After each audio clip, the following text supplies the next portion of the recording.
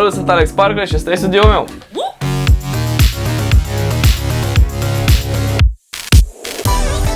Facem un tur de studio. Avem aici un OB6 de la Dewey Smith Instruments în combinație cu Sequential. Cred că e cea mai bună achiziție de anul ăsta. Are 6 plăci aici, am desfăcut-o, că sunt curios mereu, fiind pasionat de electronică. O deschis și sunt 6 plăci pentru fiecare voce, de asta se numește OB6, că ai o polifonie de 6 note și sună foarte magic.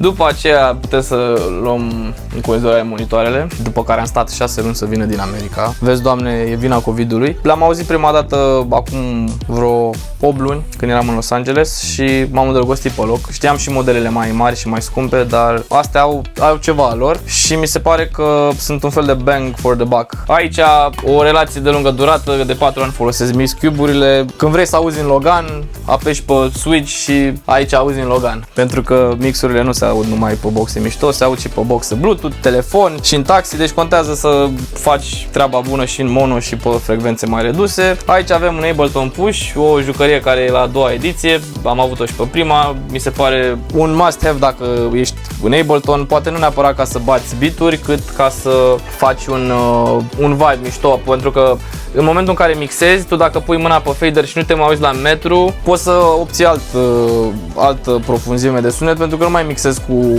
ochii, că te fură, că vezi tu acolo că bagi 0.5, scoți 0.5 și efectiv îl iei la ureche și nu te uiți. Mici de el până îți sună bine. Jucăria asta mică este switch-ul de la boxe, de la Barefoot-uri. Are modul de hi-fi, în care orice sună bine, modul de fret în care orice mixat bine sună bine, modul de old school care emulează N10 de la Yamaha și cuburile care emulează cuburile și bineînțeles n-au nicio treabă pentru că sunt incinte diferite, materiale diferite, n-ai cum să obții același sunet, însă sunt foarte bune de referință și la un mix contează mult să te miști repede, că altfel pierzi vremea. Aici am un switch de monitoare, nu e nimic special. Îmi place mult că are un switch de mono. În comparație cu switch-ul de mono de pe placa de sunet, ăsta nu însumează semnalul, astfel auzi la același volum când îl apeși. După mai ajută să schimb de pe cuburi pe Barefoot-uri. Aici avem una din primele mele combinații bine făcute pe OLX. Acest microfon l-am găsit cu 300 de lei, mai mult ca sigur a fost furat, dar asta nu e problema mea.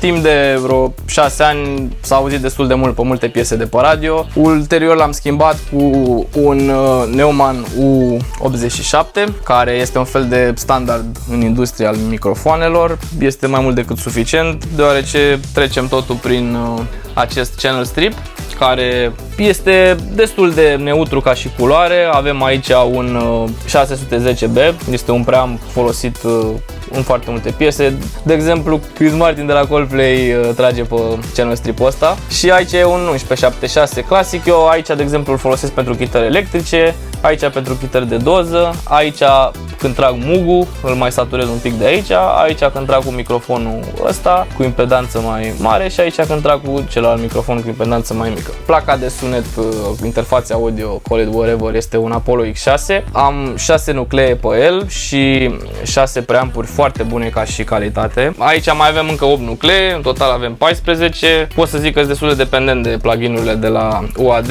Și aici avem, cred că e primul sintetizator analog pe care l-am cumpărat în urmă cu 4-5 ani. Este un Sub 37 Bob Moog Tribute, este prima ediție. Nu sunt cel mai mare fan al lui, acum că am folosit un Mini Moog Model D. Ăsta este un mof din copilărie făcut de curând, Yamaha CP88, este o alternativă la Nord, puțin mai ieftină și mult mai bună din punct de vedere al calității și al sunetului. Are o secțiune de pian clasic în care ai grand pianos. Avem upright pianos foarte Coldplay ca și sound. Pianele clasice de Yamaha. Și piane din acelea cu stringuri mai de R&B. Aici e secțiunea de piane electrice în care sunt Rhodes-urile. Și sunt foarte multe efecte, poți să pui panning, poți să pui chorus, poți să pui flanger, poți să pui o grămadă de chestii. Aici e secțiunea de orgi. Nu mă așteptam să aibă sunetul așa bun, sincer am luat-o doar pentru clape, pentru că am vrut să am clape grele, este una din cele mai bune claviaturi. Totul e cablat și prin MIDI, totul apare în Ableton ca un canal, ca un VST, totul este mapabil, toate au softurile instalate și orice potențiometru poate fi automatizat. Practic pentru mine astea sunt niște VST-uri de fapt. Aici avem un meter de la TC Electronic pe care L-am achiziționat anul acesta și mi-a ușurat foarte mult munca, deoarece el își face un radar aici, efectiv îți pui tu o limită, el îți colorează intensitatea sunetului și tu practic îți faci o limită să nu treci niciodată, de exemplu, de cercul ăsta. Căștile cele mai clasice, ediția Iron Man, că eu sunt fan Marvel și așa l-am interpretat, și să trecem la chitări. Aici avem un Fender acustic, electroacustic, pe care îl folosesc foarte mult în producțiile organice. Pot să zic că îți faci treaba cu ea, nu sună Taylor, dar nici nu sună prost. Aici avem unul dintre instrumentele preferate din studio, este un Telecaster American Special, ca și ton Billboard direct. Asta este sunetul de Maroon 5, sunetul de 80s, sunetul de 70s, este o chitară foarte polivalentă. Am avut și un Stratocaster din 89, dar i-am dat unui prieten bun pentru că efectiv de când am luat chitara asta n-am mai vrut să trag cu altceva, este genială. O să fac și un review la scaun, știu că nu prea a făcut lumea, dar e de luat în considerare. Eu sunt foarte workaholic și stau minim 12 ore pe zi în studio, asta înseamnă că minim 10 ore sunt pe scaun. Ăsta e un Herman Miller, este un fel de standard în industrie, în orice studio mai mare din afară o să mergi, o să vezi un ăsta. Avantajul e că nu te mai doare spatele, oricât ai stat pe el. Eu am avut niște back problems din cauza statului intensiv pe scaun și mi-a reparat această problemă, așa că dacă aveți probleme de genul, puteți să-l căutați, salvați-vă spatele și luați-vă un scaun de genul. Salut, Alex! Hello! Ce faci? Uite, aici în studio Am niște întrebări pentru tine. Ce DAW folosești? Ableton Live 11. Ce monitoare folosești? Un Dell. Și astea de sunet am Barefoot Footprint 1 și eventual Mix Cubes active. Ce placă de sunet folosești? UAD Apollo X6. Spunem două plugin-uri folosite des. Studer de la UAD, este un tape, și Capital Chambers de la UAD, un reverb foarte frumos și foarte muzical. Care e cel mai folosit VST? Fab Filter Pro Q3. Care e ultimul plugin cumpărat? Nu știu sincer, am avut o seară acum de Black Friday în care am spart niște bani și mi-am luat zile zi pe toate trei. Mi-am luat colecția de la Arturia cu toate synth-urile vechi. Mi-am luat API 2500 de la UAD și cel mai important, o zicem secretul, hai să-l zicem. Mi-am luat El Rey de la Acustica, este cel mai bun compresor de voce făcut de Greg Wells, care are preseturi de la Sherban Ghenea, care pentru cine știe, s-a terminat șmecheria. Plugin sau synth sau hardware on wishlist? Îmi doresc să achiziționez de Moș Crăciun o Yamaha DX7 și un Roland D50, dacă mă ajută Dumnezeu și intră niște drepturi acum. Care e primul synth sau controller cumpărat? Primul synth este un Roland Juno D pe care l-am cumpărat când aveam 15 ani și eram metalist și îmi plăcea să fac solo-uri de clape de Nightwish, Sonata Arctica și Stratovarius. Care e ultimul synth cumpărat? Ultimul synth este OB6-le, ultima clapă este CPU. Da, ambele le-am luat anul ăsta și sunt fericit cu achizițiile. Nu le pun pe net să le vând. Ai curaj să deschizi ultimul proiect? Băi, eu am curaj, dar dacă ne fură cineva liniile, să știți că am și un publisher și un avocat foarte vigilenți, așa că aveți grijă ce faceți. Poți să dai un play? Cum să nu?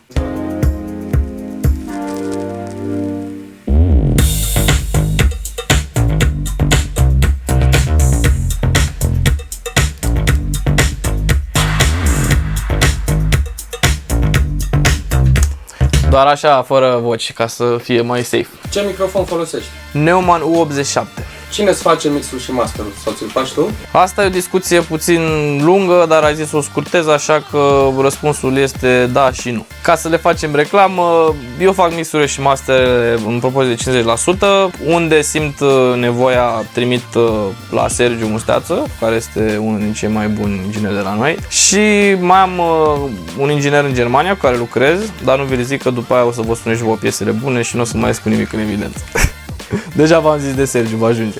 Când ești cel mai creativ, ziua sau noaptea? Cel mai creativ sunt momentul în care simt muzica și nu prea ține de zi sau de noapte, ține mai mult de felul în care m-am trezit, ce am mâncat, ce se întâmplă în viața mea în momentul respectiv. Ce element e cel mai important într-o piesă? Beat-ul sau the melody? Melody is king.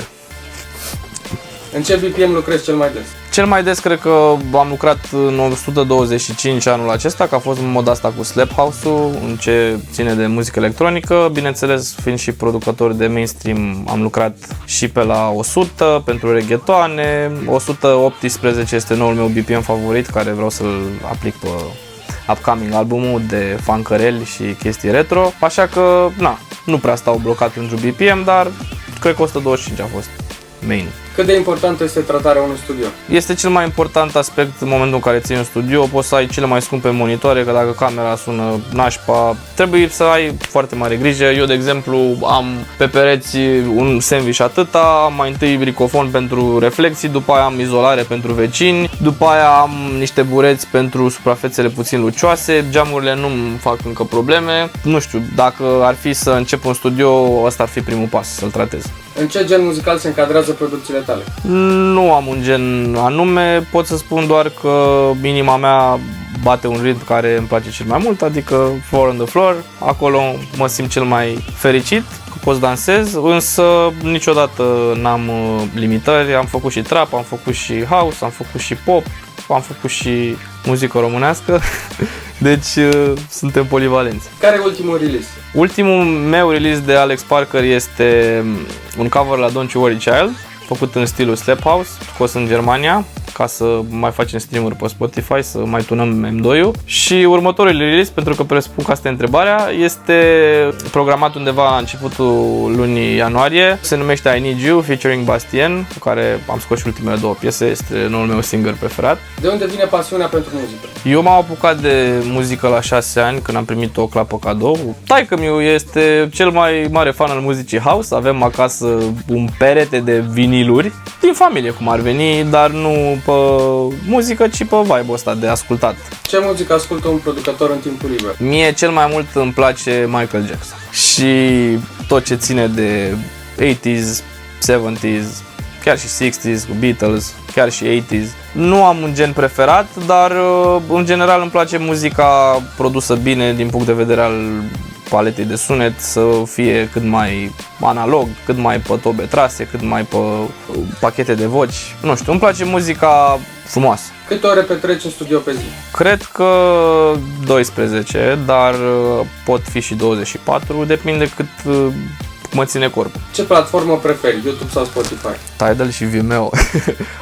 Spotify, că de acolo a început să fie o sursă destul de importantă de venit și YouTube-ul mi se pare mult mai targetat pentru consum de video și acum, există și YouTube Music, dar nu cunosc pe nimeni care să folosească, dar toate au început, așa că... Alex, astea au fost întrebările, mulțumim frumos! Și eu îți mulțumesc și felicitări pentru inițiativă, chiar e super cool ce faci și sper să se inspire lumea de la noi, să vadă ce scule, ce să-și ia, ce plugin-uri, să dea stop la frame, să copieze preset-ul de master și tot felul de chestii și să dea subscribe, că despre asta e vorba.